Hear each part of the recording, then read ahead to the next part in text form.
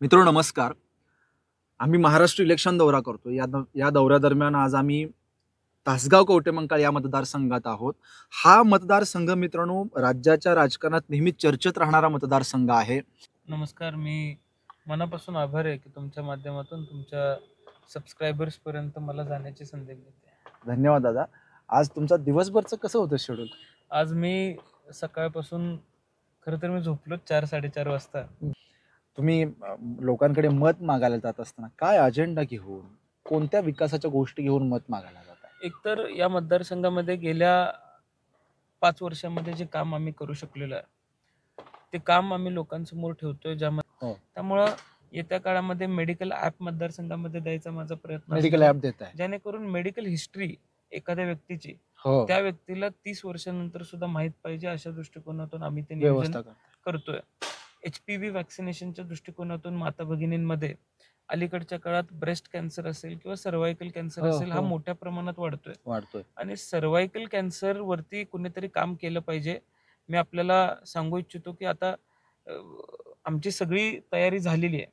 अगदी जून-जुलैमध्येच आम्ही त्याची वॅक्सिनेशन ड्राईव्ह घेणार होतो, पण संबंधित डॉक्टर्स आम्हाला जनजागृतीसाठी जे लोक आम्ही आणतोय, CPAA असोसिएशन काम करते आमच्या बरोबर, त्यांची अपॉइंटमेंट नाही मिळाली म्हणून ती वेळ पुढे गेली. ती पुढे जात गेली ना आता ते इलेक्शन निवडणुकीच्या दृष्टिकोनातून आम्ही घेऊ शकलो नाही. बरोबर. मला सांगा, हा तुम्ही आता जो कन्सेप्ट मारला HPV वॅक्सिनेशन, HPV वॅक्सिनेशन, हा काय कन्सेप्ट आहे? जरा सामान्यांना सांगा. विषय असा आहे की पोटाच्या खालच्या भागामध्ये माता भगिनींना विकार होतो. ओके. आता त्यामध्ये असं आहे की ते पेन मुळात मेन्स्ट्रुएशनचं असतं का कॅन्सरचं असतं हे कळत नसतं. ओके. आणि त्यातून पुन्हा ज्यावेळेस पूर्ण बॉडी वीक होते, कॅन्सर साधारण 2nd-3rd स्टेजमध्ये गेल्यानंतर, ओके, 2ऱ्या-3ऱ्या स्टेजमध्ये गेल्यानंतरच लक्षात येतो. आणि तोपर्यंत ती माता भगिनी क्षीण झालेली असते, तिच्या अंगात ताकद राहिलेली नसते. ओके. तर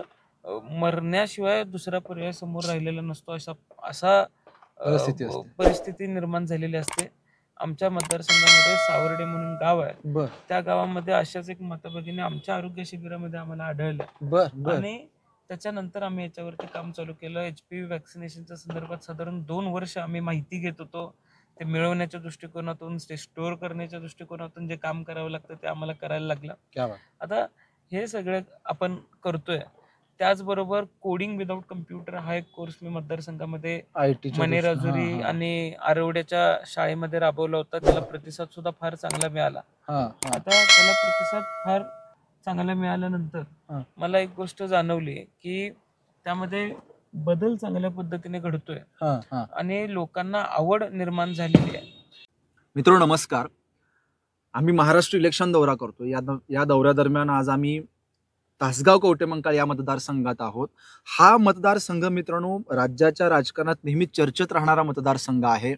या मतदारसंघानं महाराष्ट्र राज्याला गृहमंत्री दिले. म्हणजे एक अशी चर्चा असते की बाबा हा मतदारसंघ खूप हुशार आहे. त्यातला आमदार निवडत असताना अतिशय हुशारीने निवडतं. मित्रांनो, या सगळ्या संदर्भात आज आपल्या सोबत आहेत मित्रांनो दिवंगत गृहमंत्री RR पाटील यांचे सुपुत्र आणि त्यांच्या आई सध्या या मतदारसंघाच्या आमदार आहेत. मित्रांनो, त्यांच्या विरोधात लढतात आहे सांगली जिल्ह्याचे माजी खासदार संजय काका पाटील. मित्रांनो, मत लोकांकडे मागायला जात असताना काय अजेंडाने लोकांकडे मत मागतात ते, त्यांचा काय अजेंडा आहे, त्यांची काय व्हिजन काय आहे, डेव्हलपमेंटच्या दृष्टीने काय आहे, ग्रामीणचा विकास कशा पद्धतीने करायचा आहे, या सगळ्या संदर्भात आज आपण रोहित दादांशी चर्चा करणार आहोत. दादा नमस्कार. नमस्कार. मी मनापासून आभार आहे की तुमच्या माध्यमातून तुमच्या सबस्क्रायबर्सपर्यंत मला जाण्याची संधी मिळते. धन्यवाद दादा. आज तुमचा दिवसभरचं कसं होतं शेड्यूल? आज मी सकाळपासून खरं तर मी झोपलो 4-4:30 वाजता. आणि आज सकाळपासून तासगाव शहरामध्ये पदयात्रा होती. घर टू घर जाऊन प्रचाराची पद्धत होती. मुळात आबांनी ज्यावेळेस पहिल्यांदा निवडणूक लढवली होती, कार्यकर्त्यांचा फारसा मोठा संच तासगाव शहरामध्ये आबांकडे नव्हता आणि त्यावेळेस आबा घर टू घर फिरले होते. म्हणून जुन्या लोकांची एक इच्छा होती की तुम्ही पहिल्यांदा निवडणूक लढवत असताना घर टू घर फिरावं. आज हा साधारण माझा शहरामध्ये दिलायला 4था दिवस आहे. त्यामुळे चांगला प्रतिसाद मिळतोय, लोक उत्साहात आहेत आणि लोक चांगला प्रतिसाद देतात.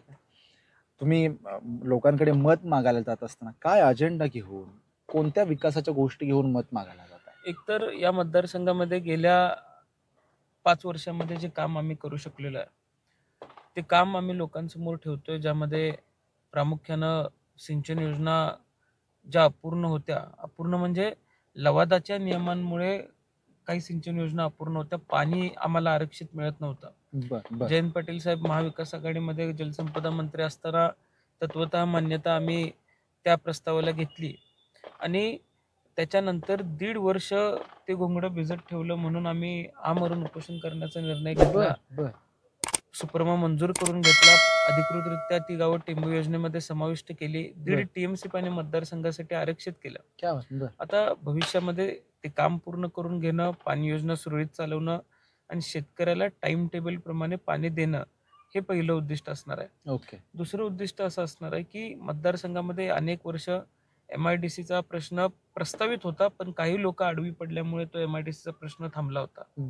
अनेक लोक आडवी पडली, पण आडवी पडली म्हणजे एक्झॅक्टली काय अर्थ आहे? त्याचं श्रेय फक्त आबांना मिळेल म्हणून काही शेतकऱ्यांची तिथल्या थोडेसे वेगळ्या पद्धतीनं त्यांना सांगून उठवून बसवणं आणि आबा ते काम पूर्ण करतायत म्हणून कुठल्याही पद्धतीने ते होऊन देणार नाहीत याची खात्री घेणं. तर ते MIDCचं काम अपूर्ण राहिलं होतं.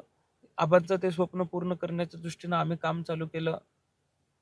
आपण ते काम करत असताना अनेक लोक आडवी घालण्याचा प्रयत्न केला, पण मनामध्ये एक जिद्द होती की हे कुठल्याही परिस्थितीमध्ये अगदी कोणाचाही विरोध पत्करावा लागला तरी 4-10 लोकांसाठी आपण बाकी 10,000 मतदारसंघातल्या तरुणांचं नुकसान करायचं नाही, ही भूमिका माझी होती.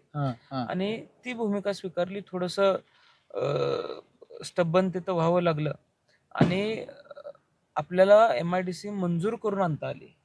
आता येत्या काळामध्ये तिथं चांगल्या कंपन्या आणत मतदारसंघामधला बेरोजगारीचा प्रश्न सोडवण्याच्या दृष्टिकोनातून काम करणं, किंबहुना आम्ही ज्या ठिकाणी ती MIDC करतोय त्याच्या आजूबाजूला हायवेचं जाळं बघितलं किंवा MIDCची जागा बघितली. भविष्यात आम्ही ज्या विजननं चाललेलो आहे, सांगली जिल्ह्यातलं एक मध्य ती MIDC होणार आहे, हा विश्वास मला आपल्या माध्यमातून प्रेक्षकांसमोर व्यक्त करायचा आहे.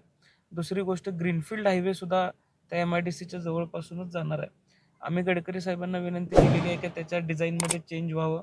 गडकरी साहेबांनी इंजिनियर्सला सांगून त्याच्या डिझाईनमध्ये चेंज करण्याच्या, नेमकं काय आहे तो डिझाईन मध्ये चेंज करायचं म्हणजे आता कुठून आता जो ग्रीनफील्ड हायवे जातो तो साधारण एक्सप्रेसवे असल्यामुळे 10-12 फूट वरून जातो आणि तो कुठेही थांबत नाही. पुणे टू बँगलोर असा तो हायवे आहे. पण आपण त्याला ओपनिंग एक घेतोय आपल्या MIDCच्या ठिकाणी, जेणेकरून नाही MIDCच्या जवळच जातोय, फक्त हायवेवरती जॉईन व्हायला आणि हायवेवरतून एक्झिट व्हायला, त्या MIDC मध्ये यायला आपण त्या पद्धतीचं स्ट्रक्चर डिझाईन करून घ्यायचा प्रयत्न करतोय, जेणेकरून या दोन्ही शहरांच्या मधलं प्रमुख शहर हे ती MIDC होणार आहे.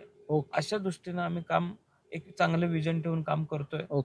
आरोग्याच्या दृष्टिकोनातून मतदारसंघामध्ये गेल्या 5 वर्षामध्ये 30,000हून अधिक पेक्षा रुग्णांना आम्ही तपासण्याची सेवा देऊ शकलो आणि 5,500हून अधिक रुग्णांना आम्ही मोफत शस्त्रक्रिया CSR फंडाच्या माध्यमातून, वेगवेगळ्या फंडांच्या माध्यमातून आम्ही देऊ शकलेलो आहे. त्यामुळं येत्या काळामध्ये मेडिकल ॲप मतदारसंघामध्ये द्यायचा माझा प्रयत्न, मेडिकल ॲप देत आहे, जेणेकरून मेडिकल हिस्ट्री एखाद्या व्यक्तीची त्या व्यक्तीला 30 वर्षानंतर सुद्धा माहित पाहिजे, अशा दृष्टिकोनातून आम्ही ते नियोजन करतोय. HPV वॅक्सिनेशनच्या दृष्टिकोनातून माता भगिनींमध्ये अलीकडच्या काळात ब्रेस्ट कॅन्सर असेल किंवा सर्व्हायकल कॅन्सर असेल, हा मोठ्या प्रमाणात वाढतोय आणि सर्व्हायकल कॅन्सर वरती कुणीतरी काम केलं पाहिजे. मी आपल्याला सांगू इच्छितो की आता आमची सगळी तयारी झालेली आहे. अगदी जून-जुलै मध्येच आम्ही त्याची वॅक्सिनेशन ड्राईव्ह घेणार होतो, पण संबंधित डॉक्टर्स आम्हाला जनजागृतीसाठी जे लोक आम्ही आणतोय, CPAA असोसिएशन काम करते आमच्या बरोबर, त्यांची अपॉइंटमेंट नाही मिळाली म्हणून ती वेळ पुढे गेली. ती पुढे जात गेली आणि आता ते इलेक्शन निवडणुकीच्या दृष्टिकोनातून आम्ही घेऊ शकलो नाही. तर अशा काही गोष्टी ज्यावेळेस आम्ही मतदारसंघामध्ये करतोय त्यावेळेस HPV वॅक्सिनेशन चा एवढा मोठा ड्राईव्ह राबवणारा ग्रामीण भारतातला तासगाव कवठे मंकाळ मतदारसंघ हा पहिला मतदारसंघ ठरणार आहे. मला सांगा, हा जो तुम्ही आता जो कन्सेप्ट मारला HPV HPV vaccination. HPV vaccination हा काय कन्सेप्ट आहे, जरा सामान्यांना एक सांगा. विषय असा आहे की पोटाच्या खालच्या भागामध्ये माता भगिनींना विकार होतो. ओके. आता त्यामध्ये असं आहे की ते पेन मुळात मेन्स्ट्रुएशनचं असतं का ओके. कॅन्सरचं असतं हे कळत नसतं. ओके. आणि त्यातून पुन्हा ज्यावेळेस पूर्ण बॉडी वीक होते, कॅन्सर साधारण सेकंड थर्ड स्टेजमध्ये गेल्यानंतर, ओके. दुसऱ्या तिसऱ्या स्टेजमध्ये गेल्यानंतरच लक्षात येतो. हा. आणि तोपर्यंत ती माता भगिनी क्षीण झालेली असते, तिच्या अंगात ताकद राहिलेली नसते. ओके. तर मरण्याशिवाय दुसरा पर्याय समोर राहिलेला नसतो, असा परिस्थिती निर्माण झालेली असते. आमच्या मतदारसंघामध्ये सावर्डे म्हणून गाव आहे, त्या गावामध्ये अशाच एक माता भगिनी आमच्या आरोग्य शिबिरामध्ये आम्हाला आढळल्या. आणि त्याच्यानंतर आम्ही याच्यावरती काम चालू केलं. HPV वॅक्सिनेशनच्या संदर्भात साधारण 2 वर्ष आम्ही माहिती घेत होतो. ते मिळवण्याच्या दृष्टिकोनातून, ते स्टोअर करण्याच्या दृष्टिकोनातून जे काम करावं लागतं ते आम्हाला करायला लागलं. आता हे सगळं आपण करतोय. त्याचबरोबर कोडिंग विदाउट कम्प्युटर हा एक कोर्स मी मतदारसंघामध्ये मनेराजुरी आणि आरवड्याच्या शाळेमध्ये राबवला होता. त्याला प्रतिसाद सुद्धा फार चांगला मिळाला. आता त्याला प्रतिसाद फार चांगला मिळाल्यानंतर मला एक गोष्ट जाणवली की त्यामध्ये बदल चांगल्या पद्धतीने घडतोय आणि लोकांना आवड निर्माण झालेली आहे. आता येत्या काळामध्ये तो कोडिंग विदाउट कम्प्युटरचा कोर्स सध्या तो तेलंगणामध्ये चांगल्या पद्धतीने राबवला जातो. आंध्र प्रदेशमध्ये चांगल्या पद्धतीने राबवला जातो. त्या कोर्सचा बेनिफिट काय होणार आहे पुढच्या पिढीला? मी जे विद्यार्थी बघितले त्याच्यात साधारण 3 स्टेजेस असतात. तिसरा स्टेज झालेला विद्यार्थी 8वी 9वीतला विद्यार्थी स्वतःचे ई-कॉमर्स वेबसाईट तयार करतो. सायन्सच्या बाबतीत प्रॅक्टिकल नॉलेज त्याला आलेलं असतं, तो एक्सपेरिमेंट स्वतः तयार करू शकतो. अशा वेगवेगळ्या पद्धतीचं सायन्समध्ये इंटरेस्ट मुलांचा वाढतो आणि व्हॅल्यू ॲडिशन कुठेतरी असणं गरजेचं आहे. जे कोडिंग इंजिनिअरिंगच्या विद्यार्थ्यांना शिकवलं जातं ते कोडिंग जर त्याचा बेसिक पाया या वयामध्ये रचला गेला तर भविष्यामध्ये त्या क्षेत्रामध्ये स्वतःचं नशीब आजमावण्यासाठी ही मंडळी सगळी काम करू शकतात. आता हा एक्सपोजर कोणीतरी देणं आवश्यक आहे आणि तो आम्ही देण्याचा प्रयत्न करणार आहे. महाराष्ट्रामध्ये अशा पद्धतीचा प्रकल्प राबवणारा, मी भारतामध्ये म्हणणार नाही पण महाराष्ट्रामध्ये अजून असं प्रकल्प झाला नाही. जो झाला तो पायलट माझ्याकडेच झाला. आणि गव्हर्नमेंटला ज्यावेळेस मी प्रपोज केला महाविकास आघाडीचं सरकार असताना तर किनवटला एक त्याचा पायलट प्रोजेक्ट झाला, तो पुढे नेता आला नाही, महाविकास आघाडीचं सरकार पडलं. पण येत्या काळामध्ये मतदारसंघातल्या प्रत्येक शाळेमध्ये मी कोडिंग विदाउट कम्प्युटर कोर्स नेणार आहे आणि त्याच्यानंतर स्किल डेव्हलपमेंट सेंटरवरती मी काम करतोय. माझ्या मतदारसंघामध्ये मी रोजगार निर्मितीच्या दृष्टिकोनातून एक मेळावा घेतला. अनेक मुलं पुण्यामध्ये कामाला लागली. लँग्वेज बॅरियरमुळं मुलांना तिथं काम सोडावं लागलं किंवा कंपन्यांनी सुद्धा त्यांना पे स्केल फारसा चांगला दिला नाही. तर प्रोनिक्स नावाची एक इन्स्टिट्यूट आहे, त्यांच्या माध्यमातून. कोणती इन्स्टिट्यूट? प्रोनिक्स. कुठली आहे वगैरे? ती संस्था पुण्याची आहे, ज्यांच्याशी आम्ही संलग्न आम्ही काम करतोय. त्यांच्या संकल्पनेतून मला एक संकल्पना आली की मतदारसंघामध्ये लँग्वेज लॅब सेंटर आम्ही उभा करण्याचा निर्णय घेतलेला येत्या 5 वर्षात, जिथं इंग्लिश, जर्मन आणि स्पॅनिश हे ग्रामीण भागातल्या विद्यार्थ्यांना जे रजिस्टर्ड असतील त्यांना बुधवारी, शनिवारी किंवा आठवड्यातले 2 दिवस मोफत शिकवलं जाईल. मी 1 मिनिट तुम्हाला थांबवतो. मित्रांनो, हा जो त्यांनी लँग्वेज बद्दलचा जो मुद्दा मांडला ना, हा खूप महत्वपूर्ण आहे, हे लक्षात घ्या. कारण म्हणजे MA, MSc, M.Com किंवा PhD झालेली मुलं हे लँग्वेजसाठी प्रयत्न करतात आणि तो जर त्यांनी 10वीच्या आतमध्ये जर मुलांना आणताय तर कौतुकास्पद आहे. कंटिन्यू करा. तो एक प्रकल्प माझ्या डोक्यामध्ये आहे आणि शेती आणि शेतीपूरक व्यवसाय अशा 2 गोष्टींना मी प्राधान्य दिलेलं आहे. शेतीपूरक व्यवसायामध्ये डेअरी, पोल्ट्री, हॉर्टिकल्चर, फ्लोरिकल्चर अशा. पण मला असं म्हणायचं आहे की ऊस आलं, डेअरी फार्म, दुधापासून बनवणारे प्रोडक्ट्स आले, आपण ह्या गोष्टी खूप झाल्या दादा, त्याचा अजेंडाही खूप चांगला फिरतोय. पण फळबागायतदार कधी वाढणार आपल्याकडे? म्हणजे द्राक्ष तर आहेच आहे, द्राक्ष डाळिंब तर आहे, पण याच्या व्यतिरिक्त बाबा ॲव्होकाडो सारखं फळ आहे किंवा ड्रॅगन सारखं फळ आहे, हे कधी वाढणार? त्याच्यासाठी काय वेगळा अजेंडा? ड्रॅगन फ्रूटचा एक्सपेरिमेंट माझ्या मतदारसंघामध्ये अनेक लोकांनी केलेला आहे. आता मातीनुसार त्याच्यामध्ये बरेच न्यूट्रिएंट्सचा फरक पडतो, मातीनुसार त्याच्या टेस्टमध्ये फरक पडतो. मधल्या काळामध्ये ते कुठलं तरी प्लांट आलं होतं, त्याच्यापासून तेल परफ्यूम साठी जे जिरॅनियमच्या बाबतीत सुद्धा मतदारसंघामध्ये, पण ते फारसं पुन्हा चाललं नाही. तर शेतकरी एक्सपेरिमेंट करतो, पण त्या माध्यमातून जो रिस्पॉन्स मिळाला पाहिजे तो रिस्पॉन्स जर अपेक्षितपणाने मिळाला तर कुठेतरी भविष्यामध्ये काहीतरी चांगलं होऊ शकेल, पर्याय मिळू शकतील असं वाटतंय. पारंपरिक या मतदारसंघामध्ये द्राक्षे फार मोठ्या प्रमाणात आहेत आणि द्राक्ष असताना एक गोष्ट अशी आहे की लोक द्राक्ष सोडायला तयार नाही आहेत. खरी गोष्ट आहे. ती सोडूही नाहीत, कारण की हे द्राक्षही आमची ओळख आहे, खरंच या ओळख आहे, मतदारसंघाची अशा ओळख खंडातली आहे. ओळख आहे. आणि टेबल ग्रेपच्या माध्यमातून जे आम्ही जगाला देऊ शकलो ते इतर कोणीही देऊ शकलेलं नाहीये. त्यामुळे आम्हाला ती ओळख टिकवून ठेवायची आहे. मधल्या काळात आम्ही एक प्रयत्न केला. आता शेतकऱ्यांसमोर द्राक्ष उत्पादक बऱ्याच अडचणी आहेत. येत्या काळामध्ये आम्ही स्थानिक पातळीवरती काही गोष्टी करणं आवश्यक आहे, त्या गोष्टी करणार आहे. बाजारपेठ जसं की बाबा काय तुमचा उद्देश? आम्ही द्राक्षाचे सौदे काढण्याचा निर्णय घेतलेला आहे. त्याचं कारण असं आहे की व्यापारी बाहेरून येतो, एकतर सगळे दर पाडून मागतात. ज्या दरामध्ये द्राक्ष उचलले जातात त्यामध्ये पुन्हा असं होतंय की व्यापारी ते पैसेच परत देत नाही, व्यापारी पळून जातो. त्यांनी जे आधार कार्ड दाखवलेलं असतं ते आधार कार्ड खोटं असतं.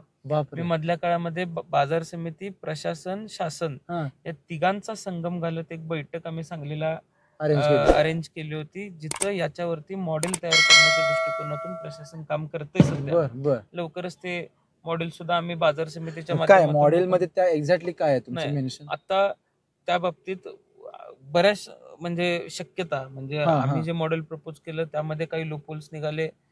जे मॉडेल त्यांनी प्रपोज केलं त्यामध्ये काही लूपहोल्स निघाले. काही मॉडेल आमच्या समोर आले, त्यामध्ये असं झालं की जबाबदारी कुणी घ्यायची असंही निघालं. तर पण एक म्युच्युअल अंडरस्टँडिंगने एक मॉडेल तयार करण्याचा आमचा प्रयत्न, तो आम्ही येत्या काळात यशस्वी करण्याचा प्रयत्न आहे. येस, तुम्ही वेगवेगळ्या मुद्द्यांवरती बोला, शिक्षण बोलला, आरोग्यावरती बोलला, तुम्ही उद्योगधंद्यांवरती बोलला,